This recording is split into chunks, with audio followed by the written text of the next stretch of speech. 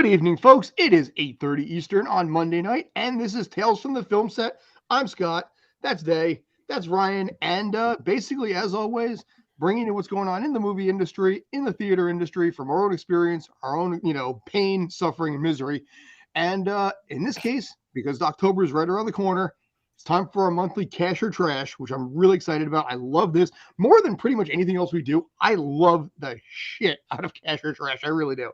Except for the fact that we're going to be talking about scary movies, which is the bane of your existence. Yes. Hey, I'm wearing a devil shirt. Does that count? I mean, Jersey Devil. Yeah, I don't know Giselle with this virtuosity shirt sweater. Nice.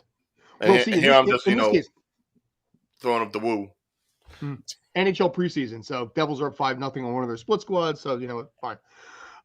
Before we get into Cash or Trash, news broke earlier today, which I need overnight, which I need to discuss real quick, that the WGA and the studio execs may actually have a tentative deal that will last for 3 years, and tomorrow will be voted on and most likely will pass, meaning writers go back to work. I don't do anything yet, but at least they're starting. I mean, it's better than nothing. At least it's like, on the right track of things going through. I know they have to go through a bunch of different votes, and tomorrow's just the start of the voting process, and then you still got to have like the East, West, and the, everyone vote about it from all the different sections. But look, if they can get something handled perfect, then at least some production can actually get back underway, especially when it comes to like the talk shows. This way, Drew Barrymore is not going to be chastised anymore, or Bill Maher for that matter. The late night pundits going ahead and doing their thing. I even heard that there is a possibility that if this goes through, SNL will go back on schedule and go back into doing their Saturday night things, though they may not have hosts. It may just be like the cast and then writing skits for themselves. Do you really count any of that stuff as skits at this point? I mean, now it's better than nothing, which is what you have. I mean, right now, I'm going to be honest. Between talking about the talk shows and SNL, you're not really selling this, this deal that well. Well, because that's the unfortunate thing about it. Even though the writer's strike itself may end, because now there is the SAG-AFTRA strike, that's still going to halt a lot of production. Right. Not much. I don't, I think it's one of those things that SAG kind of joined the party just in solidarity. So it's still my belief that SAG will come to a deal fairly quickly. And the writers can still go back to work, start writing scripts for, Law and Order or whatever they're going to be doing, and build up that collection while SAG is being like on strike. And the productions, I think it's going to be pretty quick on that side of it. I really do. Well, one can only hope. I mean, obviously they're striking for different reasons, but it all kind of centers around the same issue of the studios wanting to go as cheap as possible and current AI and future AI making it possible for them. True. Being a stand-in, though, I have at least some degree of protection there because you can't AI a stand-in. Well, let's talk about a couple of years down the line, and like we always say, like Philip DeFranco always says, the worst AI is as bad as it's going to be. It can only get better from here on out. Oh yeah, 100%. But the point being is that since they use me as a body double to set up the cameras, you can't really I don't know. Can you AI a stand-in? I mean, anything could be possible. There might be some way of them going ahead and just 3Ding like something on the screen that actually puts placement of something, some structure, some being, some person, in order to have like light looking like it's reflecting off of it. This is why we do pay-per-view MMA at Stream Punk Entertainment. Yeah, I mean, who knows what our first event made coin on that. So, yeah, these guys were just talking about that before the show. Go ahead if you want to turn that tangent real quick. Possibly a script that might have been written by AI, with as bad as it was. Yeah, I will. Yeah, of course, but let's go to Expendables. Well, I mean, we do have a review of Expendables from Davion himself, who took the bullet, literally, to see that movie. And my expectations were high, ladies and gentlemen. My expectations were high. And so was probably half the going audience in order to watch it. But still. How was it really? Okay, ladies and gentlemen, I told you I was going to go on the show and explain how this film was. And I'm going to give you my honest opinion. I really take back the fact that I said this movie was going to be on cash. You did. I You know, feel I like gotta revisit these things. I really do. Mm. I really think I said this film was cash. And I'm sorry. I am so sorry. Don't get me wrong. You can't blame the actors. You can't. I mean, you can maybe blame Stallone to a certain extent. This is his franchise. Even to a lesser degree, slightly Statham too. Because Yeah. are those the only two that are in? Mm. Actually, no, Dolph Lundgren, I think too. Dolph Lundgren. Those are the only three that I think are in. That have been Randy Couture. Randy, yeah. Although he is such a minor character, does anybody even notice he's there? Yes, he was there. You noticed him in this film, so it wasn't like he wasn't there. God help me say the right things because I don't want to be in the future. But I'm going to be as honest to the audience as possible. It was perfect watching it, but I'm going to say that's going to be the first and only time I'm going to watch this film. Kyle with a Wall Street crash reference. No, it's just the fact that there was a lot of stuff that wasn't explained, and then the whole story with it was colluded. Like, so they weren't expendable. They weren't explainable. Yeah, it was just all over the place. I'm sorry. Lionsgate, the movie was all over the place. Here's what I'm going to say. To me personally, I think you and I agree on this. I think you said something. To me, I ranked them 2, 1, 3, and not having seen 4. You know, I think 2 had that perfect blend of the action scenes because you had Stallone, Schwarzenegger, Bruce Willis, and Chuck Norris all together fighting Jean-Claude Van Damme. This is like 80s, action scene orgasm right here, hardcore. Right. The first one was unique because it teased it. It never saw this, so you knew what was coming. The third one, they replaced so many characters. Antonio Banderas is in there, Harrison Ford. They added a lot and they got rid of a lot, so it didn't feel as Kelsey Grammer, I think, was on the third one. I liked Mel Gibson as the villain role. I think that was really sharp. But after that, it was kind of like, okay, now what? You got no Terry Crews in this one. You got no Arnold in this one. Well, that's the thing. How many of the people that they introduced in the third one came back for the fourth one? But Wesley Snipes wasn't in this one, right? No. Let me explain something to everybody. No.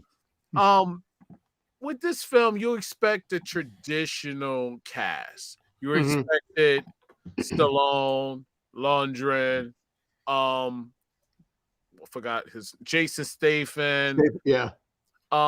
Andy or I forgot. I keep getting his Randy name. Couture. We talked about him. Yeah. Yeah.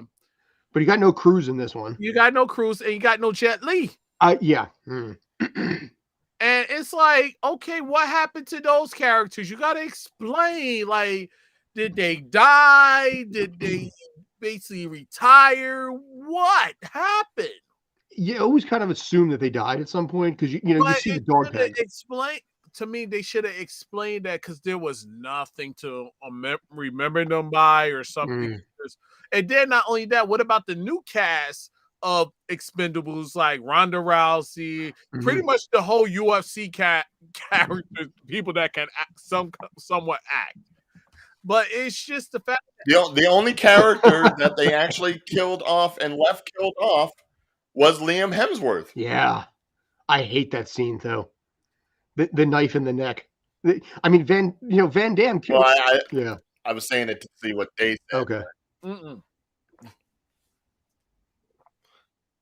No, he's not going to say anything about Liam Hemsworth. Sorry. I did not even say it. I didn't even see that one. I didn't even see the reference. All right. Fair. It's just that it was a lot of convoluted stuff that was in this film that it was just forced down people's throats. Like, oh, we got 50 Cent. Oh, we got Megan Fox. Oh, we got. What's she been up to these days? Oh, we got this. We got dudes from the Raid who didn't live Let me ask you the this. Raid. Do you think it was we have 50 Cent and we have Megan Fox, or we have their social media? We have their social media, to be honest. Yeah, because like I said, in this case, it's you keep recycling these characters and in the process recycling their Instagrams. You know. And that's where I think it hurts a little bit because you lose some of the stability when you have so many characters going through this thing. Right. And not only that, I understand what happened. What happened to Ryan? I don't know. I think maybe he was offended by the fact that I said they're recycling characters. So anyway, he'll be back. All right. So Go it ahead, was please. just a lot of stuff that was in this film that made it not a great film. Like it could have been the most amazing film if they would have done everything like I actually instructed or said about my complaints. I want to say instructed, but well, do you think there's? I mean, I would say there's probably also too many characters. So you're forced to find time for each one of them. No, because it was really a short film. Like this film was super short. Like it was an hour and 40-something minutes. Which in this day and age is like 8 minutes. Hoping that me leaving would have stopped the talk, but no, you're still on this movie. No, see, we stopped and waited for you to come back so we can continue. Right. So it was just. It felt like it did. It felt quick. The film did feel like it was just like one point, and it was super fast. Like this film was super fastly done. Like it wasn't no time. It wasn't no execution. It wasn't enough explaining about the two missing expendable characters. The people from the Raid, both Tony Jaa and the guy, I forgot his name. Forgive me. He was a good villain. It's just that I didn't like how they gave us a second surprise villain in this film. Spoiler. And then turn around and he just get massacred. I was like, massacred. Like, you was thinking this epic fight between Jason Statham and the guy. I forgot his name too. The one that clearly didn't make an impact if you're just like, I forgot this guy.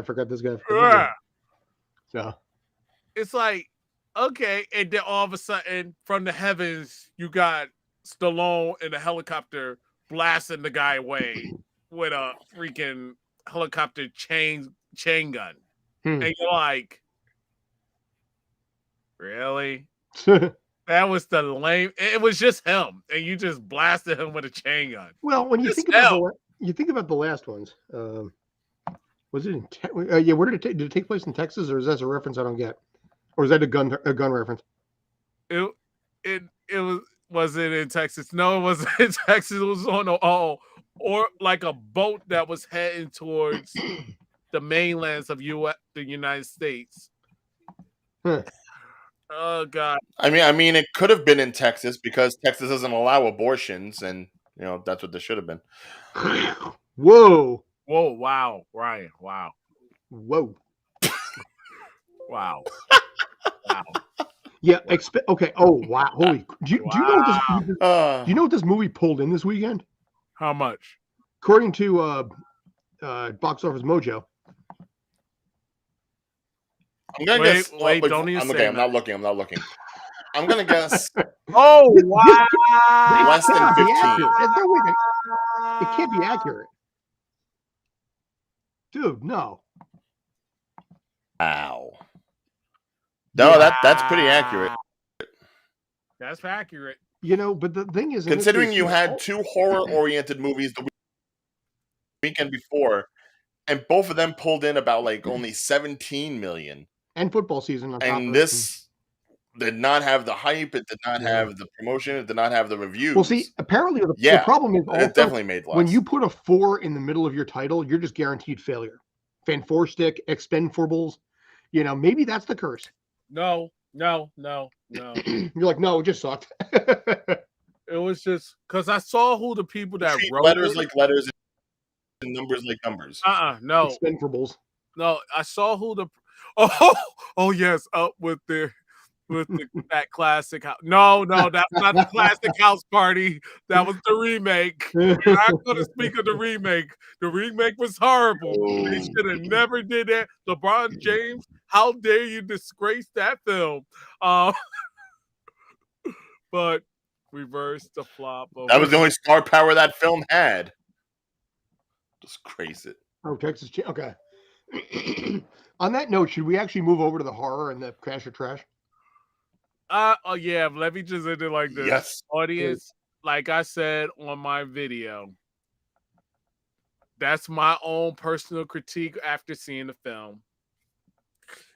And I say, see it for yourself. Comment down below. Tell me what you think. And keep it rolling because we're going to the next topic. I'm done. Yeah. By the way, actually, your review actually did really well too. I forget what the numbers were on it, but in the meantime, basically, we are going off to, at this point, Cash or Trash time. First movie we're going to be breaking down of the 4 tonight is going to be Exorcist Believer, a direct sequel to the original one, starring Ellen Burstyn. In this one, we have Jennifer Nettles, who surprised me a little bit. She was the one, if you remember from the Bon Jovi song, Who Says You Can't Go Home, that duet. She is in this movie about 17 years after doing that song with Bon Jovi. So, anyway, the budget on this thing is $90 million. Good for her. What do you think? I'm going to say this. I got this right. We all grew up watching The Exorcist, or some of us covered our faces watching The Exorcist. Some of us probably was in the kitchen, so-called, watching The Exorcist. Some of us finally got our pants, had to take off our drawers because of it. This is why you wear brown pants when you watch this movie. That's you. That's not everybody. No. There's people. There was people, not me, but there was people that had to change their underwear because of The Exorcist. So, with the effects of the original film, the film is a cult classic because of the impact and the way they basically showed how things are going with a possession. We have a sequel that took how many years, Scott? 50. 1973 was the original.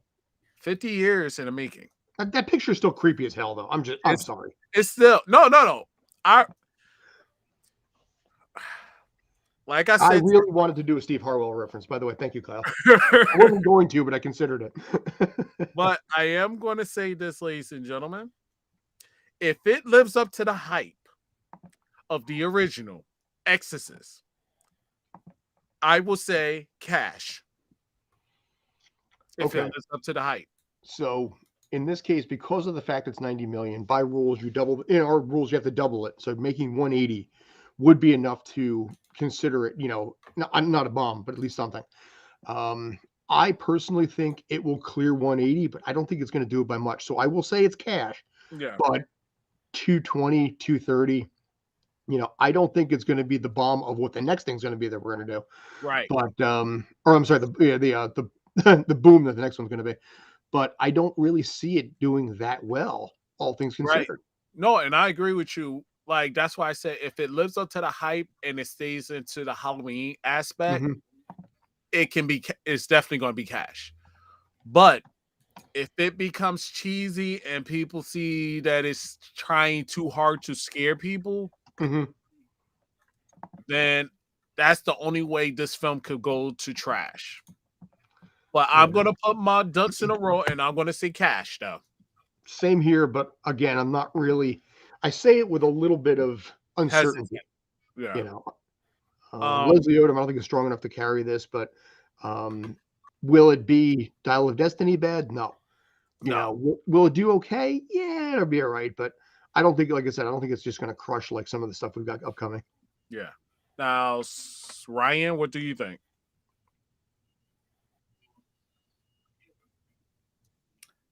Oh, this is not making its money, unfortunately. This is a movie that is going to go ahead and try because it is the Halloween season. But let's put it like this: if there was a movie that wasn't already added to this month that is going to soak up a lot of theater time, although they're then I different would genres and different say it had a demographics, chance. though. Yeah, regardless of the people that's trying to bring into the theater, the simple fact of it is that it's going to take up theater time that would have been devoted to it. True. If this one particular movie that we will be talking about wasn't going to be taking up that much property, real estate in the theaters, then I would say it has a chance. On Friday the 13th. But right now, I don't think it's going to have the broad stretch that it's going to need to make it a hit. Okay. Which is unfortunate because really, of this month, there's only like 2 horror things actually coming out in theaters. The rest is, off genre stuff, playing to different audiences.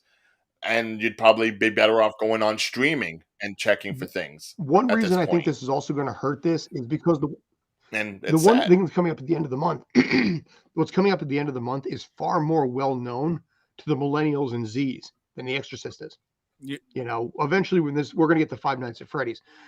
I mean, you ask, a kid under 30, 35 even, if they know Five Nights at Freddy's, they do. Yeah. So The Exorcist, people were like, okay, I heard of it, but I never saw it. And I think that's going to hurt this one a little bit. Yeah. But, I don't. Yeah. I really say not as much because you still have people that seen the original first one, and they're curious of how they're going to how this is going to go.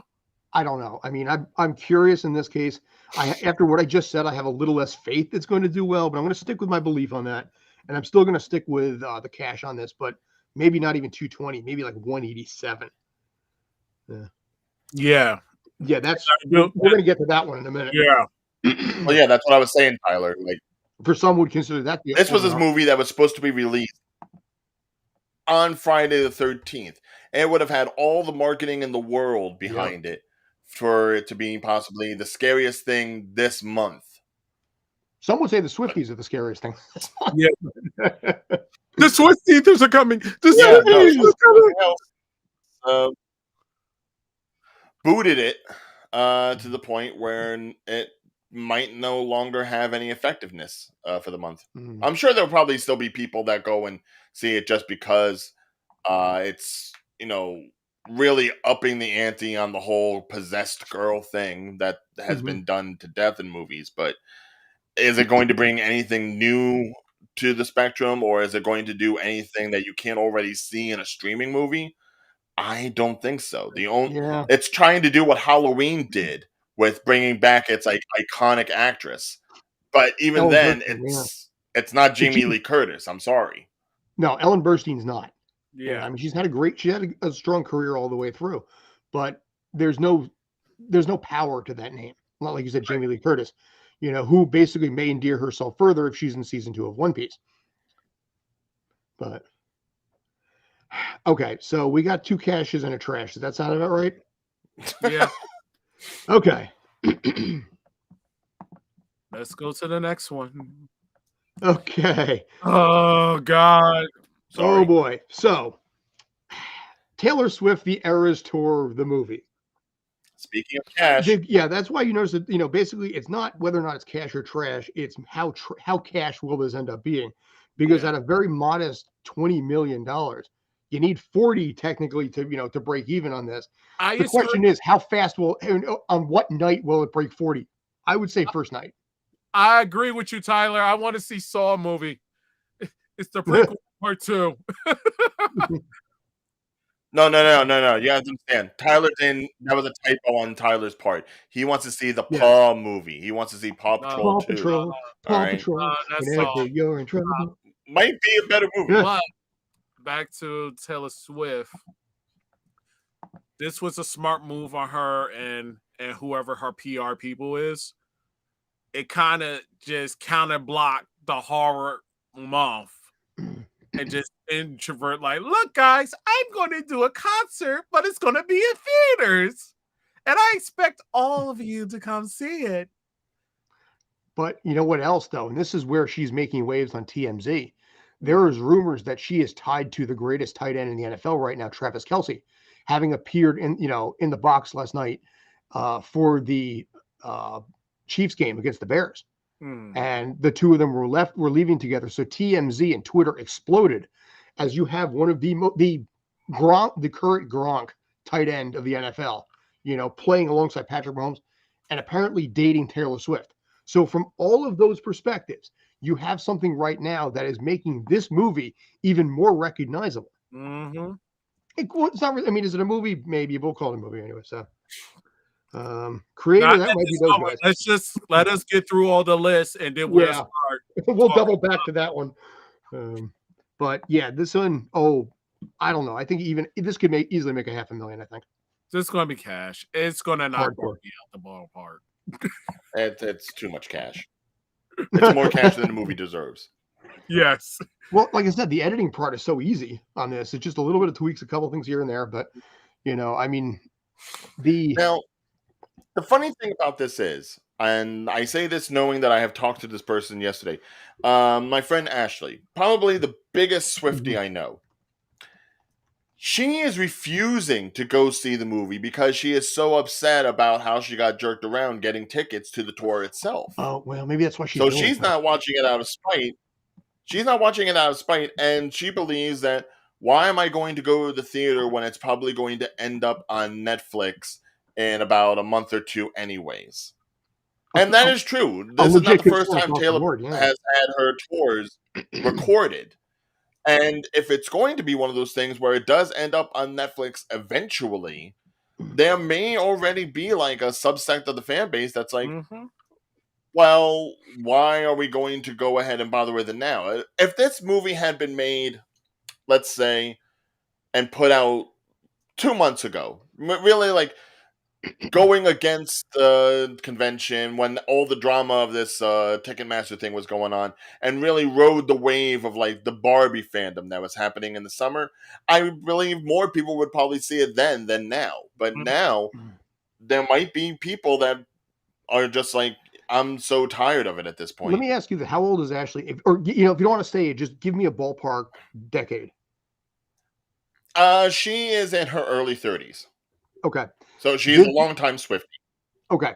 In this case here, the ones that I think we'll see it this weekend are the tweens to like up to 18. The newer Swifties. The newer ones, the obsessed ones, 18, even say 21 and under. They will see it this weekend. They will break down the doors to see this weekend. They will be like, I will see it here, and then I will see it on streaming.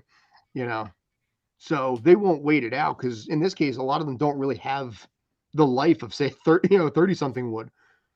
So they have a little more availability in their schedule. My point being, like I said, wow, AMC Mountainside, they got one time slot available. Nice.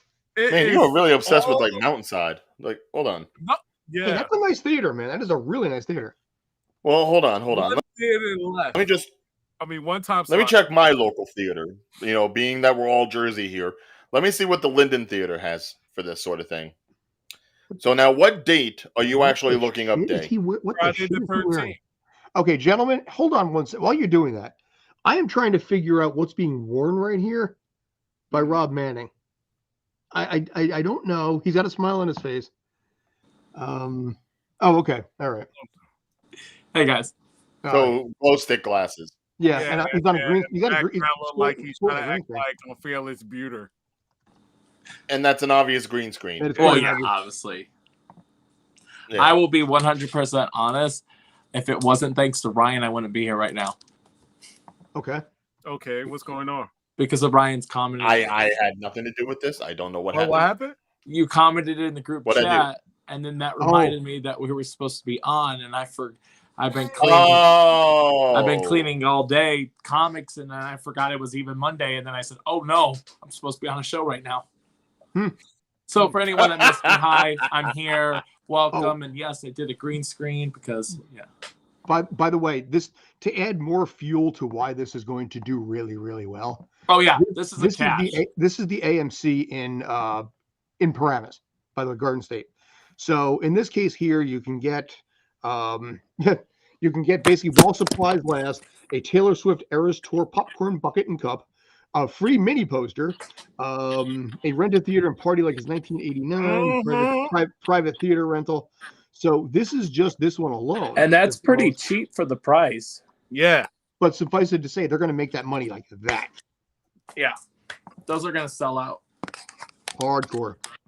Yep. You know? Wait, let me see, because it's only showing me in my area. And I know I just got here, but that is definitely going to be cash and no trash. 100%, yes. 100%. No disagreement. Now, see, I'm looking at my local theater here in Linden for Friday the 13th, and between the IMAX, the Dolby, and the Laser, half of them are sold out. Half of them are pretty empty.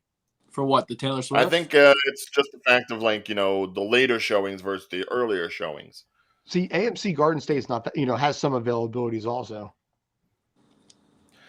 Yeah, so I think it's again, it's pretty much going to be one of those things where it's like, yeah, there are the hardcore fans that are definitely going to see it first thing as it premieres that evening. And then you'll probably get the occasional people that's like, okay, want to do a gals night? Yeah, we'll go see the movie. Yes, sir. Okay. Don't get me started with Texas. We back to Texas again? Why, did they shoot this in Texas too? No. Texas all-day time slots for Friday the 13th is almost full. By the way, I just want to mention something. Tyler posted this about seeing a Friday the 13th movie on Friday the 13th. I used to sleep at Camp Crystal Lake when I was a kid. Because the Boy Scout Camp Novi Bosco in Western New Jersey was where they filmed the first two movies. So I slept in the actual, campsite where they were murdered. And that was kind of creepy. Camp Crystal Lake is the Jersey locale. Dude, damn straight. Yeah, the first two movies, Crystal Lake was Camp Novi Bosco in West Jersey, which was short for North Bergen Boy Scouts. And yeah, when you go there, it's like, okay, this is Friday the 13th. You're a kid. You're kind of insecure, maybe a little nervous. And then you got all the teenagers who know this already and know you're already shitting yourself in fear. They're very supportive. Let's put it that way. So yeah. That's how it starts. It is a cool fact after the fact. But anyway, that's all I got to say about that. Yeah, but I'm looking at trying to find a theater in United States that is not. I will be right back. Apparently my phone, I forgot to plug in the laptop. Hang on. Okay. I'm going to try Orlando. Let's see how it looks. Hi, guys. Hi. So, audience, trying to see how it looks in other states when it comes to this film. How does Arkansas look after you look at those? Yeah, how does Rob's state look? Like, a lot of people go, well, I mean, you can look for that, Rob. You know the locations around you. I don't have an AMC near me, actually, but I was just curious. Well, no, I mean, but I'm sure your local theater, you could probably go on that website and check it out. They don't actually, my theater doesn't let you. Oh, that's right. They don't pre. That's right. Yeah. But I may go to my theater and be like, yo, I need 2 tickets, and I'll just take somebody. You're not going to go by yourself to see Taylor Swift? I mean, don't get me wrong. She's gorgeous. My God, yes. Yes, but I don't think any of us want the stigma of being the solo guy at the Taylor Swift movie. Exactly. No. And if anyone did, I'd be like, that's why they had those theaters back in the day when it would be like.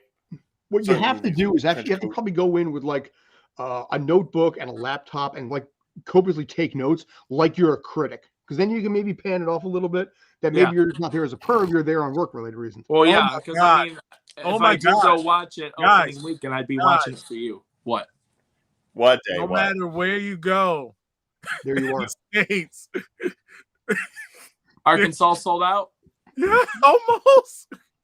All the movies, theaters in the United States are almost. Where are you checking this at? Almost sold out. Where are you checking this at? I'm checking on AMC, bro. Yeah. And I'm searching all states, cities. And all multiverses. You're checking Earth 12793. Nah, I ain't checking. I'll message my movie guy after this and see. I'm gonna ask him how sales are doing if they're already sold out. Okay. 42601. A lot of you can't online, but you may be able to actually go there and buy your ticket. So I'll ask. The simple fact of the matter is, this is putting a cramp into all things scary for Halloween. It is. It really is. Nothing scarier than the Taylor Swift army. Taylor Swift what? entourage. Yeah. Yes, but you know what? That's not what the Irish were thinking when they first created this holiday. My people who first created Halloween, Hey, I'm Irish back too. on the island, Okay, don't you be dissing the Irish there, scariest young man. things were demons and witches and banshees and fairy folk. This is not fairy folk. Ryan, this is just Swifties. Okay, Ryan, actually, I got a question. Very important question. October 30th.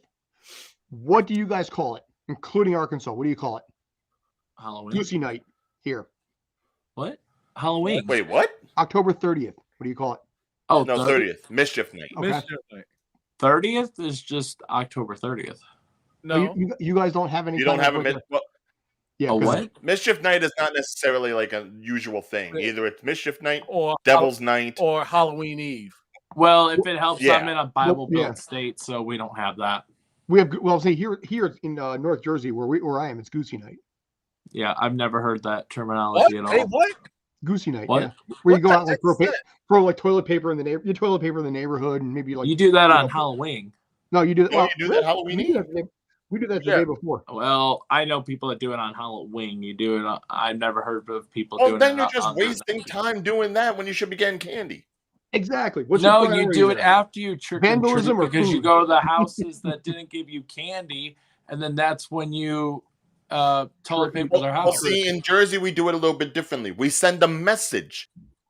This way they know. If they don't do right on Halloween, there's going to be more problems. You got to understand, we got a guy who can take care of certain things for you, you know? Exactly. Yeah, we know this guy. Yeah, I'm gonna introduce you to him, okay? You're gonna like it. Joey Paper Rolls. Yeah, You call Joey Paper Rolls.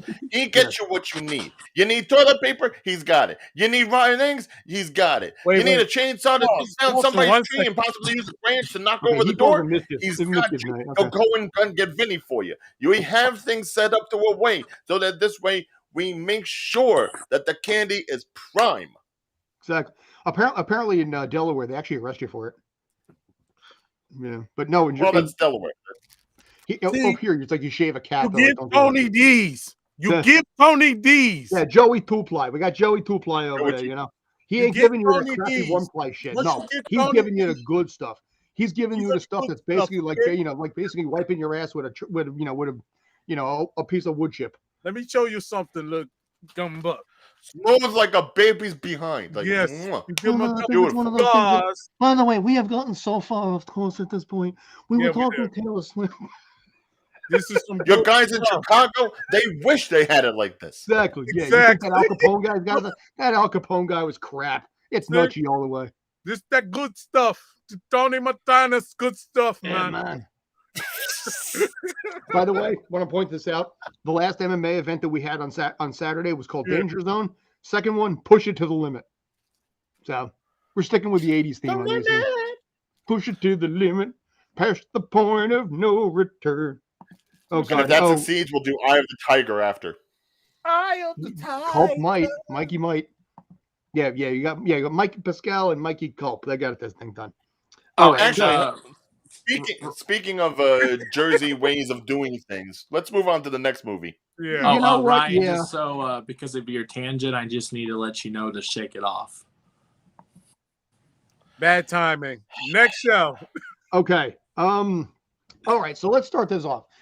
Dane Cook recently made news with the announcement that he, at 51 years old, married a 24-year-old. Sticking to the vein of elderly 40 and 50-year-old guys who have a habit of hooking up with people half their age, we have Leonardo DiCaprio in his latest film with Martin Scorsese. To be fair, Leo doesn't marry them. That is true, yes. That is true. All right, so basically we have the latest Leonardo DiCaprio / Robert De Niro / Martin Scorsese collaboration. I don't know how many times either one of those guys has worked with Scorsese across however many decades. It's got to be 5 or 6 for each of them. Basically, this is the start of award season, regardless of whether or not you want to. That's why down there it's like it's $200 million budget, you know. But really, does Martin Scorsese really care? No, you know. I mean, no. He'll go ahead and he'll shit on the MCU movies continuously, but then he'll do like this. which I'm sure is probably going to be a decent movie. It's not gonna make it. I'm gonna say not gonna make its money. Here's the thing. You can't blame the MCU. You can't blame DC. You can't blame any of that for taking over the theater, because as of right now, the theater is in like a lull. The theater will be packed with Swifties. Yeah. But in this case, I mean, here's the thing. I have watched Martin Scorsese work on a few occasions. Boardwalk Empire, The Irishman. Very simply, the budget for Martin Scorsese films is whatever he decides it's going to be. You know, and he does not care about budget. He does not care about box office. He does this for the art part of it. Now, and the awards. Yeah, and the awards part of it too, sure. But not for like the cash part. He's past that at this point by a long shot. He just wants to make films. And being the old school kind who, like you did say, did trash the MCU and comic book movies and everything, like a little bit of the older generation would, he doesn't care if this is $200 million. You know, he cares about the fact that this is going to get award season. You know, I mean, there was already mullings that DiCaprio may be up for another Academy Award nom. So that's certainly a possibility at this point. And this guy don't miss. Dude, you know what? What's this movie about? It's about pretty. That's the main question. Well, I mean, I'm asking because, you know, this basically movie would have to make $400 million in order to us to call it cash. Okay. And I don't believe it will do that. Well, okay. The synopsis given by IMDb goes as such. Okay. I was about to say. Members of the Osage tribe in the United States are murdered under mysterious circumstances in the 1920s, sparking a major FBI investigation involving J. Edgar Hoover. There you go. Yeah. Now, so it's like the thing is, DiCaprio, his character is married into the Osage family, thus the picture that you see there on the poster. But I also think he's working with De Niro's character to facilitate these murders in order for the white man to get the oil back from the Osage tribe, who is thriving because of this newfound money that they got after being put on a reservation. I'm going to stop you right. Did you say? Did you say this was? Sorry. Did you say this movie was set in the 1920s, or it's about a case that happened in the 1920s? Yes. No. Set in the 1920s, based on actual events. So basically, Pocahontas. This is not Pocahontas. Okay. Oh my God. God, thank you. A Clue reference here. What do you think is run by a man named? What do you think is run by a man named Hoover? Oh God, Clue! It's such an underappreciated movie when it came out. Just kidding. I can't believe you said that, bro. It's not Pocahontas. It's like I said, in this particular the case, adult version. No, I was just kidding. What you call those films that talk about history, documentaries, historical fiction? Well, I was going to say historical or based on a true story. Yeah. The thing that what did Ricky Gervais say that when you have movies like this, they're guaranteed to be Oscar films? Yeah. You know, I think going off topic slightly, but you know, when he did episode 3 of Extras and had Kate Winslet on there, he's like, it was this story about, you know, a nun during like the Holocaust, and it was he told her, it's like, you do this kind of stuff, you're guaranteed to get an Oscar. Like 10 years later, she did a Holocaust movie and she got an Oscar. And he was up there basically. It's like, what did I tell you on Extras? So suffice it to say, when you have historical stuff like this that center around special interest groups, instant Oscar bait. Right. Yeah. So we all agree that trash, right? Trash. Unfortunately, trash. Yeah. I mean, from a financial standpoint, okay, that's better. From a money box office standpoint. But again, does Marty, and by the way, he goes by Marty on set, go figure. Does he really care? No. Yeah. No. Because now if the critics start ripping it apart like they did The Irishman, then it'll be a different story. What I'm going to say. The Irishman was one of the two that I... Tyler, calm yourself. We talked about Socks last month. I was going to say, we talked about last month. Yeah. Yeah. By the way, that video will be coming out next week on the 29th. I've already got it preloaded, so you can check out. Yes, because we have to talk about the creator, Saw X, and Paw Patrol 2. Which one is going to this week, 8 p.m. on Friday. It's going 8 p.m. Eastern on Friday. You'll see the Saw X Paw Patrol review. Those 3 did. I was picking up my wife from the airport that day. So, but yeah, in this case here, Marty, when he did Boardwalk Empire, he had 22-hour workdays, and because it was just whatever he felt like doing. Crew was exhausted, but the amount of bank you made on that thing.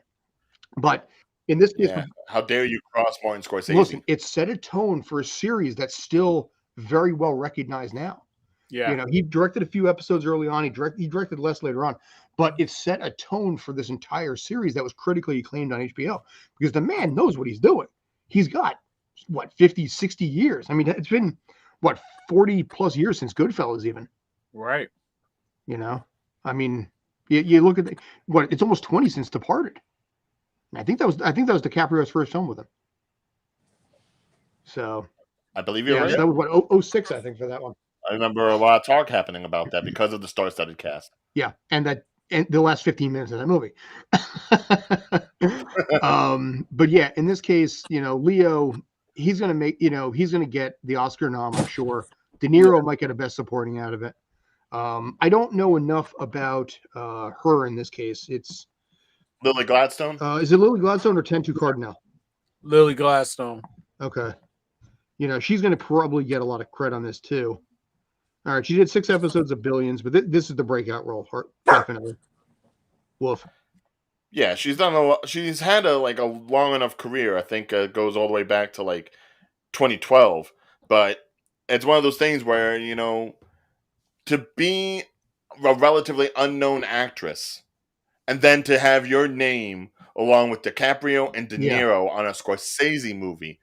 I want to see this movie just for her, because I already know what DiCaprio's like. I know what De Niro's like. I know what Scorsese can be like once he has his head out of his ass. But I want to go ahead and see what Lily Gladstone can be. I want to see if this is like the emergence, the breakout of a brand new actress. If Scorsese is confident enough to put this unknown name out there, that's reason enough for me to check it out. It's an unknown name, but it's supported by, obviously. I mean, you look at the poster there. You got DiCaprio, De Niro, and then Lily Gladstone. Okay, she's the bronze medal. Right, but there are other actors in this thing that protected by the names have been put on. So even if she sucks, right, but that's the thing. There's no word about Jesse Plemons. Yeah. There's nothing about Lithgow. There's nothing about Brendan Fraser, who are all in this movie. Brendan Fraser's in this movie? Mm-hmm. Yes. Yeah, he is. Yes. That's the thing. You see it in the trailer, but as far as the main billing, it's these 3 names. I may check out the movie, probably not in theaters, but when it comes to DVD, just for the fact that Brendan Fraser. Like I said, this is a no-lose scenario for Lily Gladstone, because even if she's terrible, the others will protect her that way, and if she's great, everybody's going to jump on that one hardcore. So she is in a fantastic position. Lily. Also, who's Robert De Niro? No, I'm just kidding. He was that guy in Meet the Fockers. Yeah. Oh, okay. Yeah. The father of the girl. I was just kidding. I know. He had that basically. He was in that movie with. He was in that movie with that guy from The Hangover too, I think. So. No. Here's how you know. He's the guy who was in Rocky and Bullwinkle as like the general, the great leader. Fearless leader. Yeah, Jason Alexander and Renee Rosu did not also include that on their resume. Or I think Whoopi Goldberg was in that movie too, but oh god, I forgot he was. There were a lot of people in that movie that shouldn't have been in that movie. Dude, that was a thing. Why was that a thing? And when are we going to probably have that thing back? No, please, God, no. They will. Every great actor has their bad movies. I just think now we're getting a lot more from De Niro simply because he's older now and it doesn't matter to him. He wants actually. I got to tell you a story. Dirty Grandpa is reason enough to know De Niro has checked out. Or comedian, which I told you guys. I like The Intern. I think. The Intern was actually pretty decent. It was heartfelt, but compare that to say other things that older actors do nowadays, like Al Pacino doing Jack and Jill. There are just some things you do for the paycheck. None of us have mentioned he was in Joker. Yeah. Robert. Yeah, no, I mean that was fine. He was fine in Joker. By the way, he hated Joaquin Phoenix in that movie too, because he was sticking. I get the feeling he stuck to script, and Joaquin Phoenix made it up as he went along. I was on set when they were filming a lot of that stuff, and they're like, "Oh yeah, it's been tough." Oh, you got to work on that movie? Right, but it makes sense. I mean, especially for Joaquin Phoenix, who's method acting. I was supposed to do the second one, but I had COVID, so I had to drop it. Lost about $1,000 too. Kind of pissed me off. Yeah. Also, I heard there's or I'll message it later. Never mind. Okay. So next film, ladies and gentlemen. All right, I'll tell you guys a story. The most memeable film of the season. You know, here's the funny. This movie is going to be cash. Cash. No, not trash. Cash. I think it's only 25 million, so it's a very doable 50 in this case. Right at Halloween too. And you have Matthew Lillard in it. That's not the selling point, but it's again. Where does this love for Matthew Lillard come from? But here's what I want to say. This is the thing that actually hurt Exorcist, and we talked about that earlier.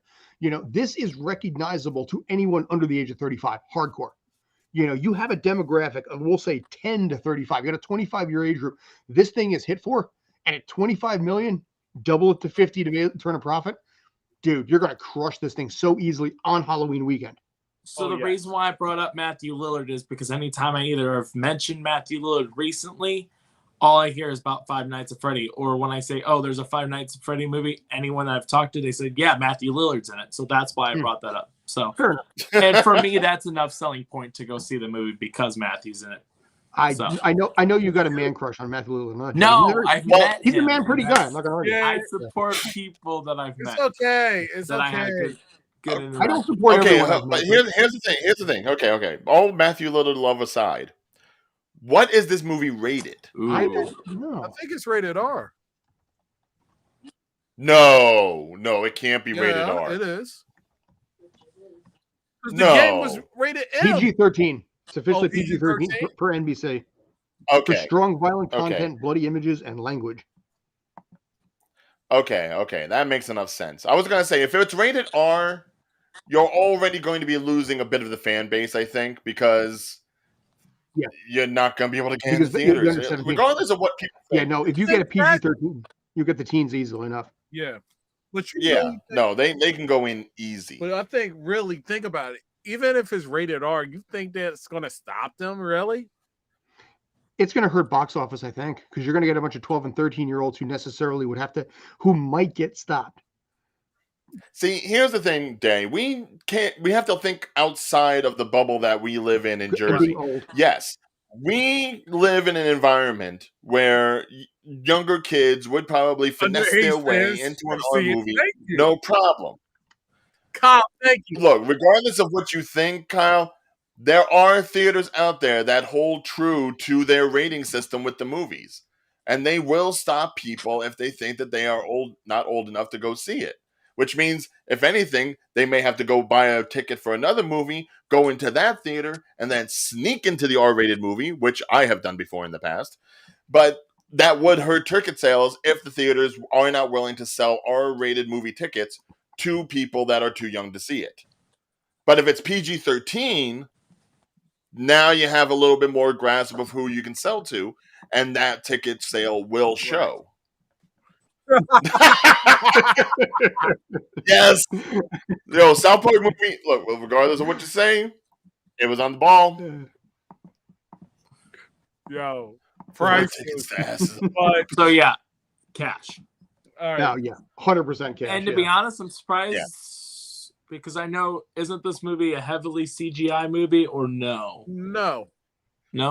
I think there's going to be enough of switching between CGI and practical as far as the animatronics. I feel like 25 million is very cheap to do a movie. Very doable, yeah. But well, you also have to think about it. I mean, the cast alone is not exactly the biggest name cast. The biggest name you have is Hutchinson. Who? Well, and that's not including some of the PETA from the Hunger Games. And guys, that's not including some of the social media live streamers and stuff like that that's in the film, like Markiplier and a few other names that I can't think of. What was it? Oh boy! So Hollywood is finally starting to realize. Oh, let's go. Wait, Day, did you work on this movie?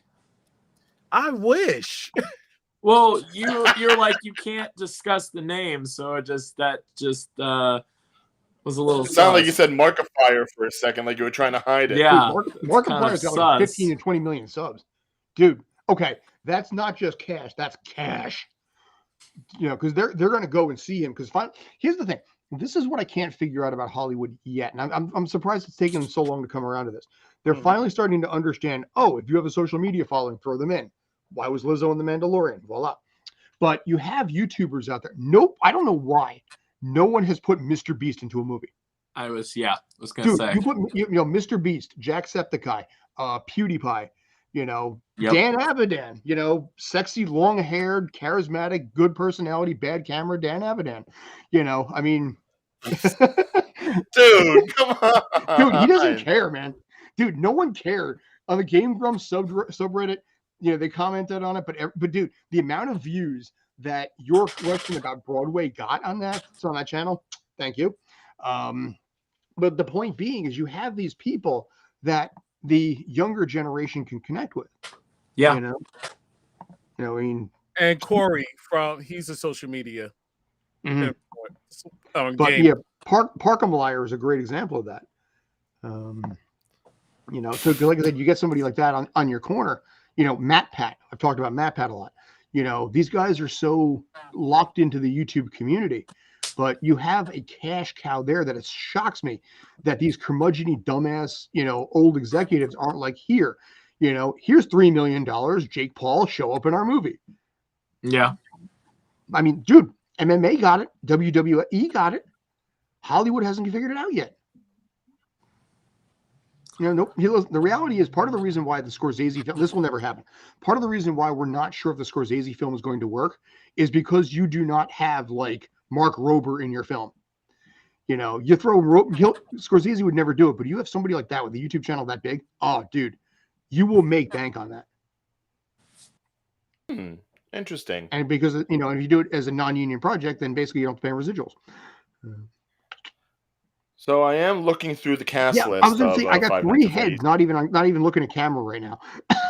No. Here's the thing. I'm looking at you this much? The IMDb, Five Nights at Freddy's. It's interesting the casting that they have. So they do actually have casting for Chica and Bonnie and Freddy. Mm-hmm. So they are going to have people in suits doing this sort of stuff. Mm-hmm. So again, adding to the practical effects of it, which I think is a smart way to go. Practical is always better than CG, especially if you're going to have like that close contact with the creations. So, and besides Matthew Lillard and Josh Hutcherson, you've got Elizabeth Lail from You, who I love her work on that. You also got Mary Stuart Masterson. Yeah, I saw that. What season are we talking what about? What the hell? Like, well, we've seen enough of her ass in Ahsoka. I'm just saying, Mary Stuart Masterson? They pulled her? For the girl from You. Are we talking about the girl from the first season?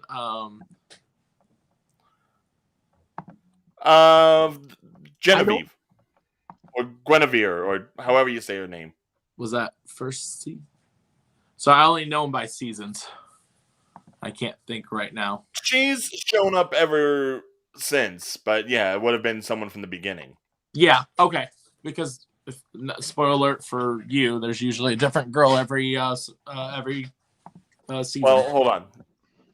Let me show this one. Okay. Yeah, she's from the first season. Yeah. Okay.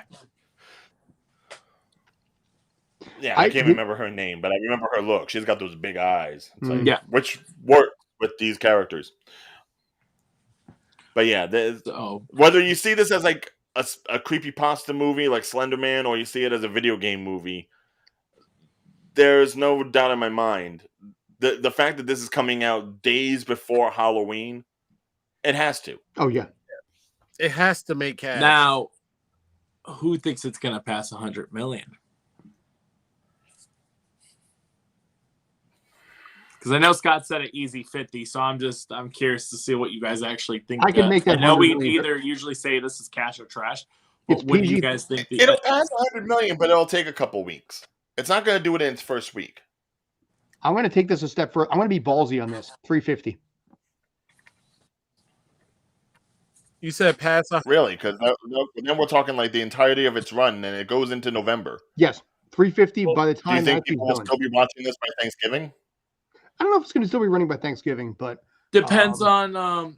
Okay, so I know depends on if like you said, Markiplier's in here. If he's advertising the movie, which I know, I mean the strike. I don't know exactly what you guys talked about earlier, but I know you guys kind of talked about the strike. Could he technically talk about this movie now that the strike's it's not over yet? I know they have to finalize the deal, but that is a question. If the thing did get finalized and the actors can talk about the thing, do you think that would help? Here's the way that this works. The writer's strike has no bearing on the SAG strike. So SAG cannot basically advertise a project while on strike. So WGA and what's happening there has no bearing. So until SAG has a deal, they cannot talk about it. Now, having said that, if they worked out some kind of a deal with Markiplier where it was not a SAG contract, and it was non-union, yeah, you could probably bypass that. Provided he is in it. Well, if anything, it might just be more of like an uncredited cameo. If he's a background actor, you could pay him non-union rates or some kind of a special ability, pay him $1,000, whatever. And then yes, legally you can circumvent the SAG thing if he never signed a SAG or Taft-Hartley contract. Yes, it's possible. Now I will say this: the week after Halloween, the weekend that follows, there's really nothing. That's what I was thinking. There is nothing coming out except maybe what happens later with Meg Ryan returning to theaters. And a lot of kids so are that's like, definitely not going to. Kids be like, who that? But 2 weekends after that, you do have the Marvels coming out. I don't think that's. So I feel like that's going to take some of the steam away from Five Nights. Dude, I'm going to go right out on this one. I'm jumping the gun. That is going to be a bomb. That is coming in. I'm hearing $275 million on the Marvels right now, and nobody gives a crap about it. Depends on what. See it. I want to see it too. You may be alone though, but you'll see it. I think people see my poster here. My little poster here. No, I see a giant. No, because your monitor. Are my fingers lagging? Your monitor's blocking. You have a giant black screen blocking there. Yeah. Yes. God damn it! All right. Yeah. Okay, that's better. Yeah. Okay. That's my Marvel right there. That's Ms. Marvel right there. Yeah, dude. It's not gonna do well. The only way. Say what you will about I will. The casting of it and everything. Nobody cares about Marvel anymore. Nobody cares about Brie Larson, Captain Marvel, or America, whatever her name is, or Monica Rambeau. You have to see 2 series and a movie to be caught up on this thing. The only way I think the movie will do good is if the rumor of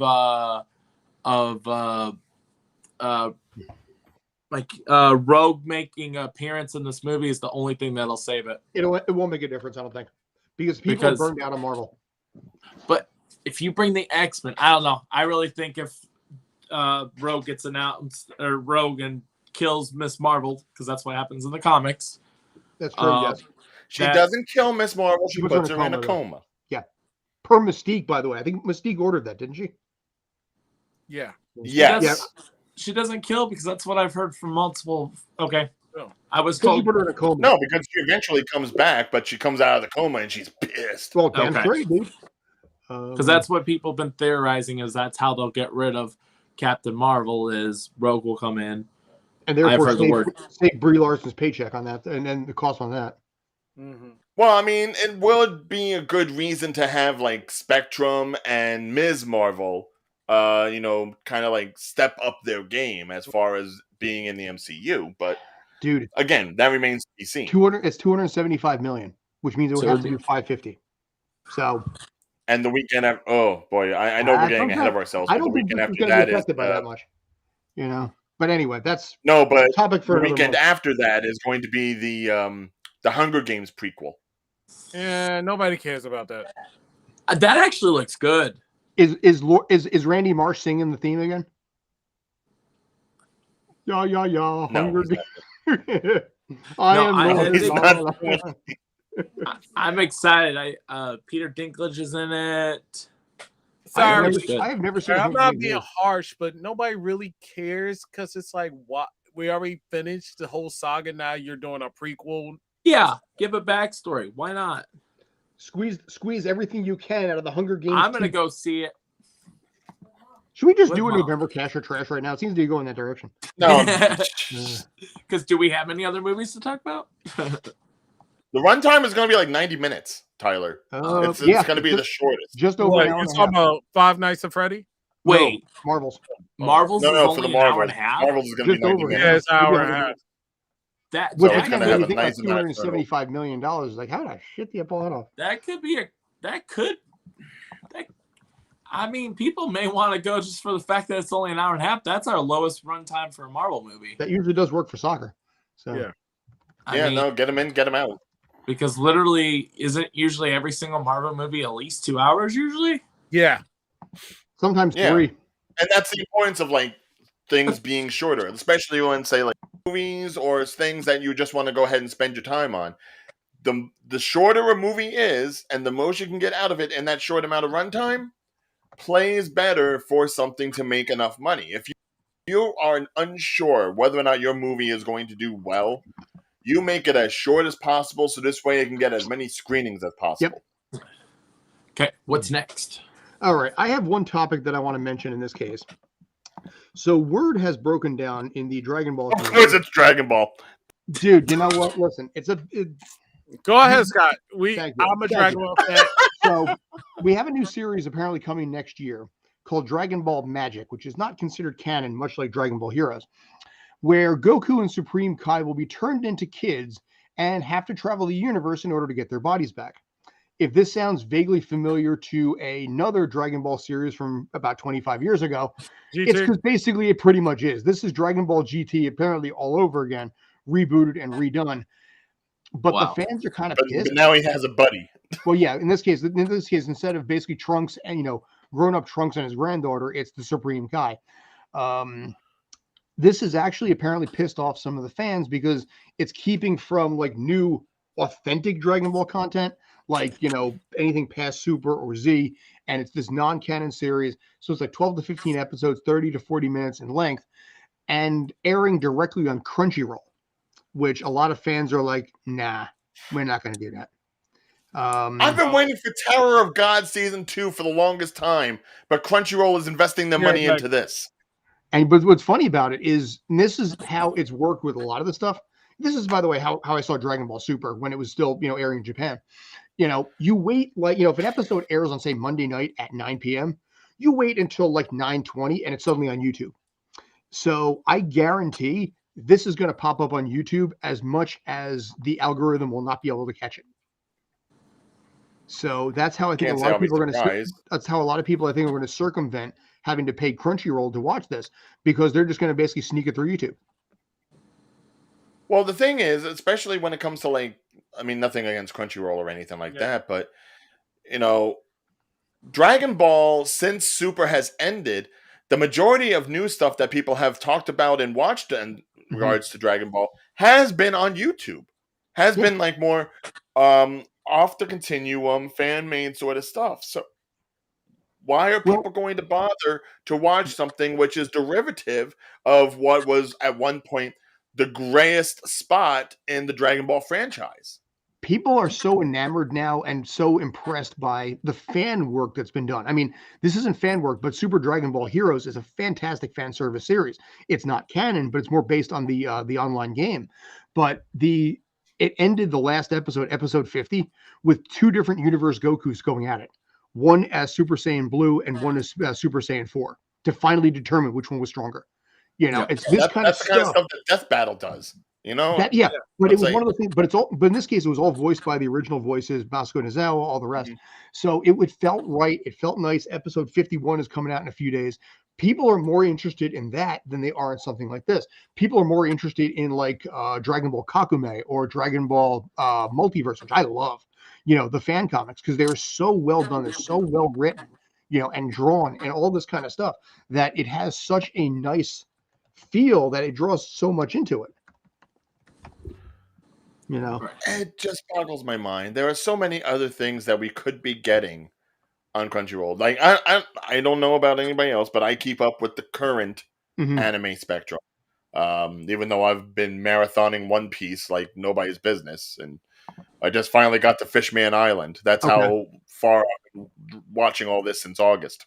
Hi, Day. But But I mean, if you look at something like this is Dragon Ball Multiverse.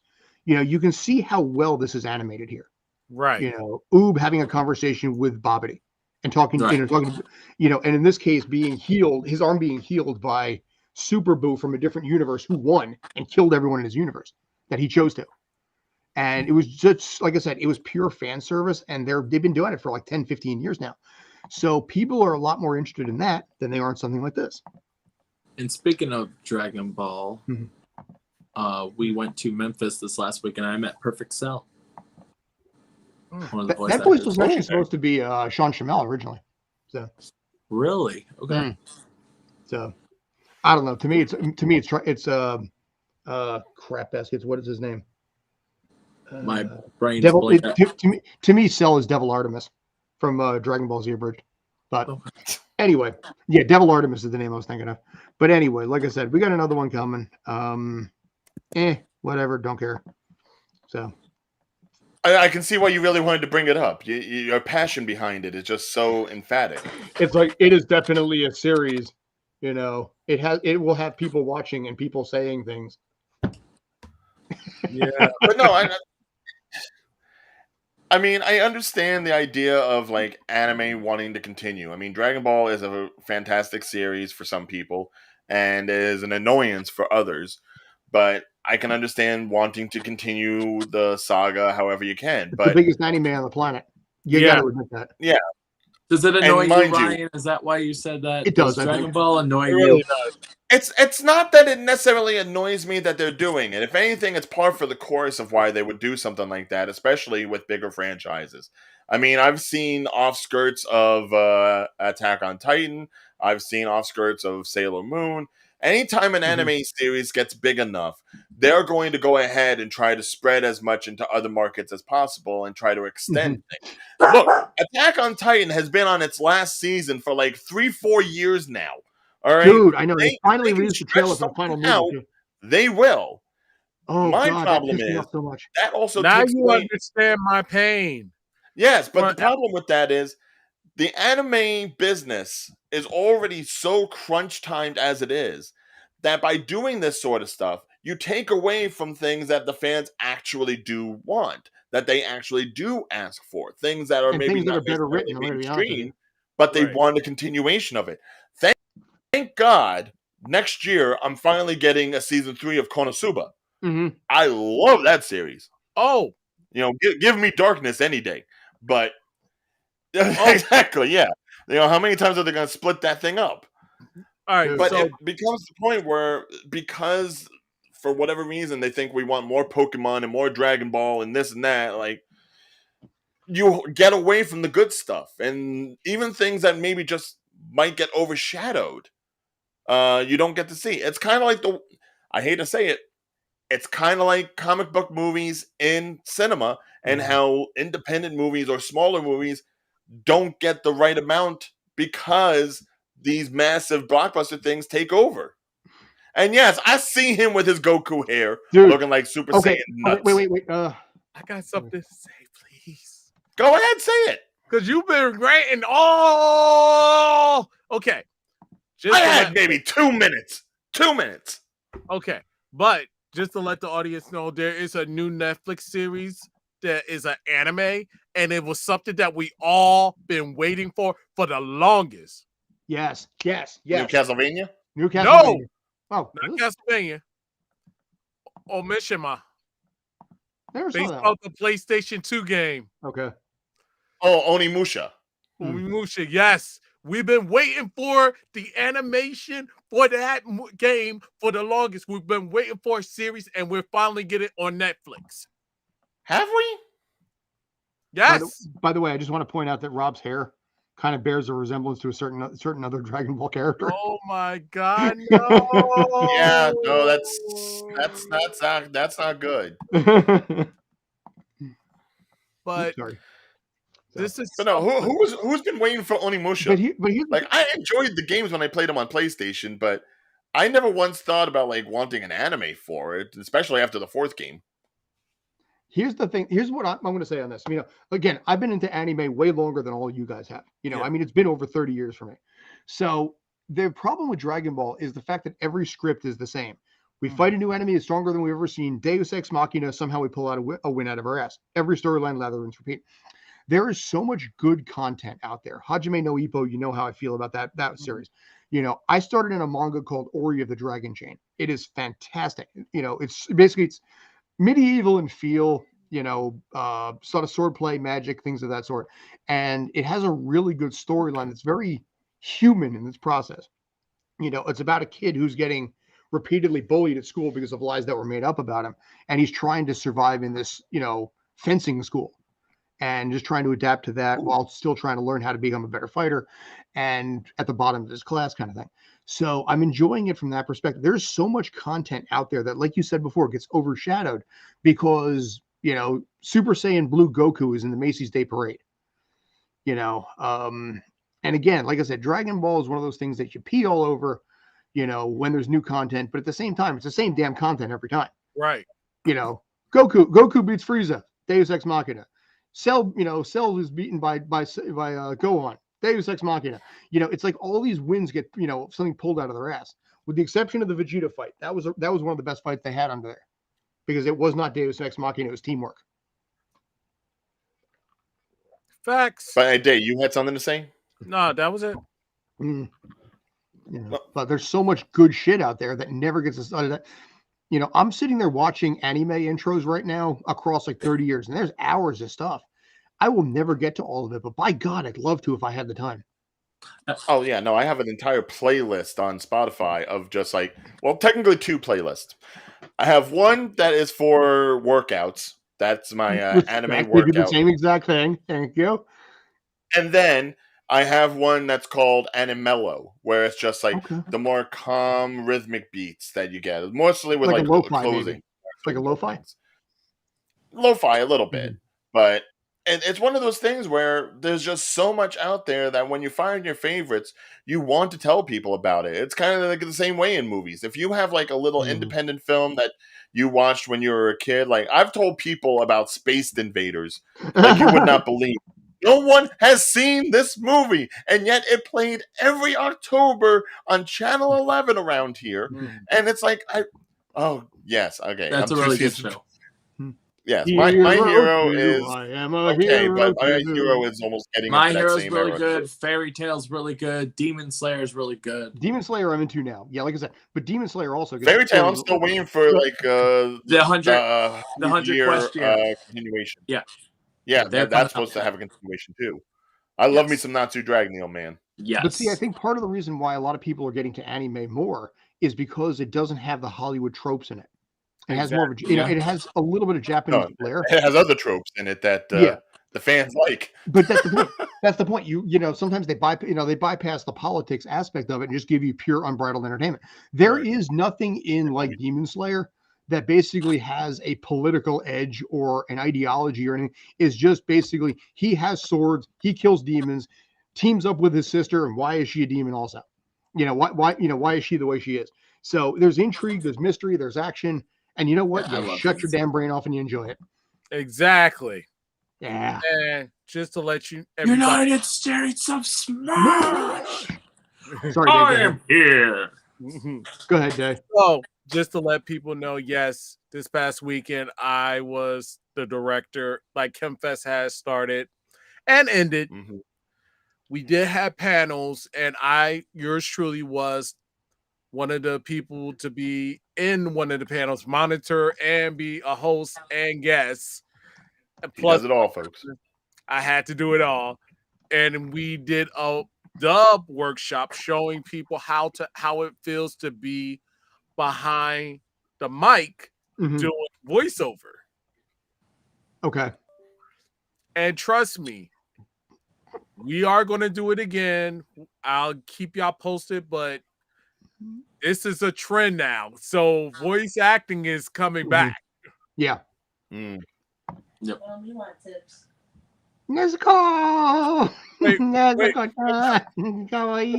What tips? That was my mom speaking, and I was like, I know tips of voice acting, but I'll probably hit you up with what you got. Yeah.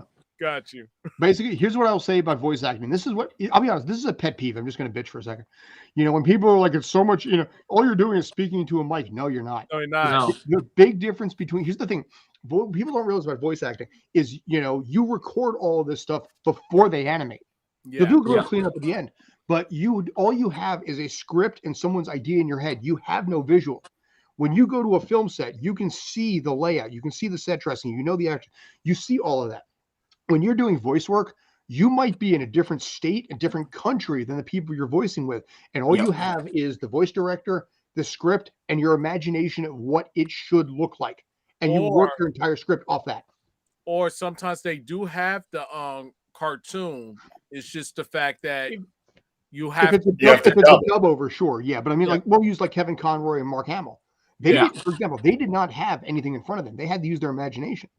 But weren't they a lot of times with that show? Weren't they together in the same room, or am I wrong on that? Most of the time, yes, they were. But my point being is that nothing was animated yet, so they would have to grab on. Well, this is what I think it would look like. Maybe this is under. There'll still be storyboards, but it won't be anything like concrete. It's not like basically you set foot on a movie set and you're like, okay, I mean, there was a Kevin Smith movie called the 4:30 movie. You set foot there.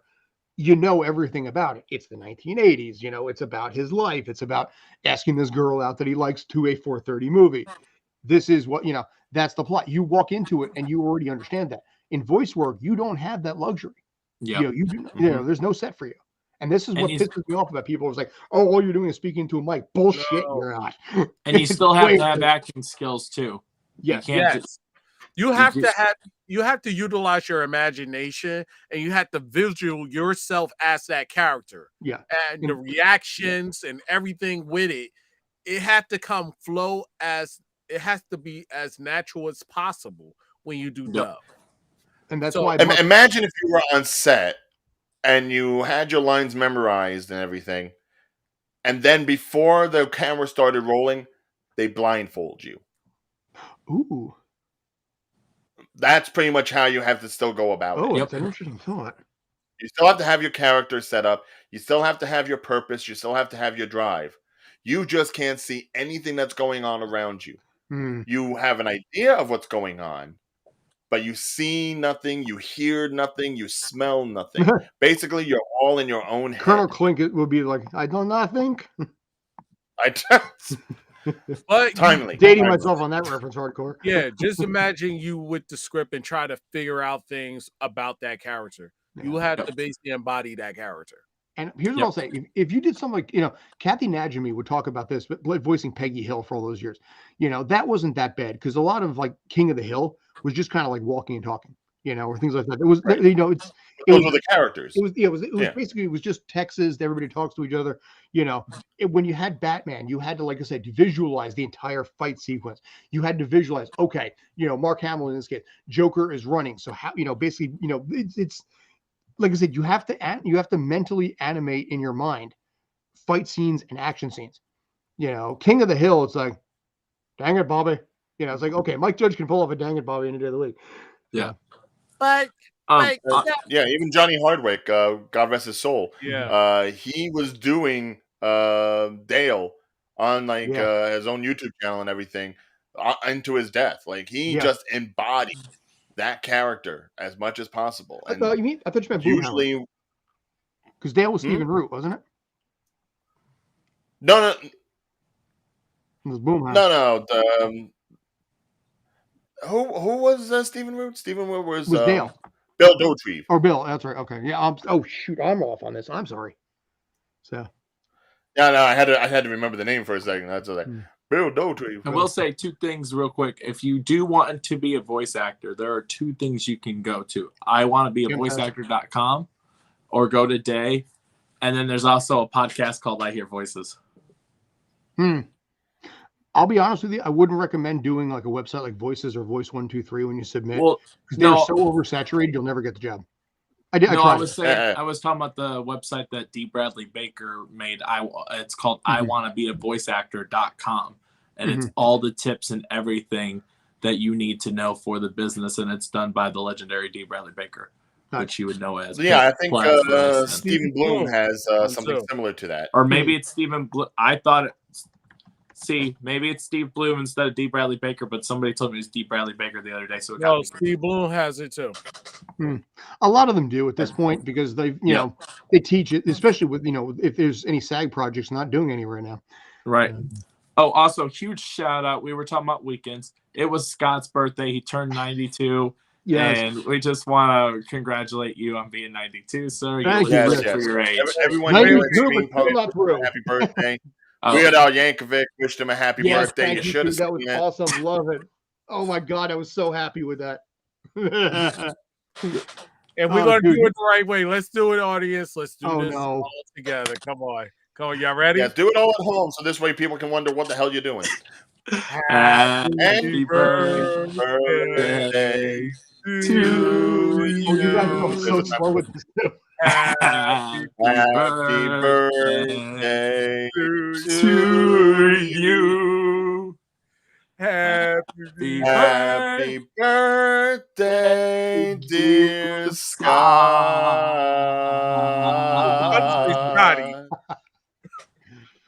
Happy birthday to you.